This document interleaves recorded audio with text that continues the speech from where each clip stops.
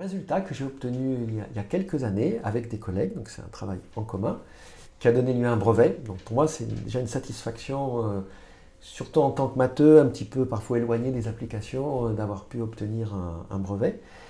Donc c'est une petite invention qui consiste, lorsqu'on doit par exemple dépolluer une ressource en eau, ça peut être un lac par exemple, en pompant un endroit et en rejetant un autre.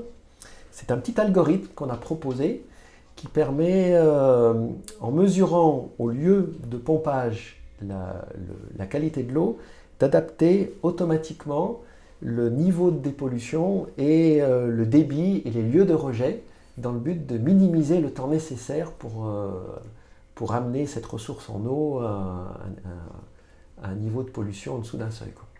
Mais tu as dit que les niveaux, enfin les lieux de rejet, c'est assez facile à comprendre.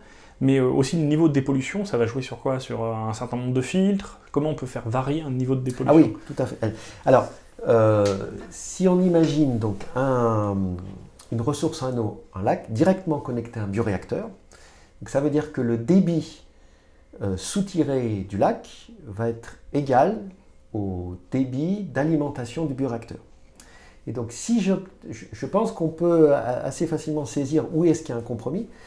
Si j'ai un débit important, ça veut dire que je vais pouvoir traiter rapidement l'eau du lac, mais je vais également faire passer un débit important dans le bioréacteur. Or, dans le bioréacteur, les agents qui dégradent la pollution, ce sont les micro-organismes, grâce à leur pouvoir de croissance. Ils vont convertir la matière polluante. Et donc, si j'ai un débit fort, ça veut dire que le temps de séjour va être court, et donc je vais laisser peu de temps aux bactéries pour faire leur conversion. Et donc je sens que le rendement ne va pas être bon, quoi. Au contraire, si je prends un débit qui est lent, je vais laisser tout le temps qu'il faut à leurs bactéries pour bien croître, donc le rendement de conversion va être très bon, mais le débit étant lent, je vais mettre beaucoup de temps pour traiter toute l'eau du lac. Donc je pense qu'on sent qu'entre ces deux extrêmes, il y a un compromis à trouver.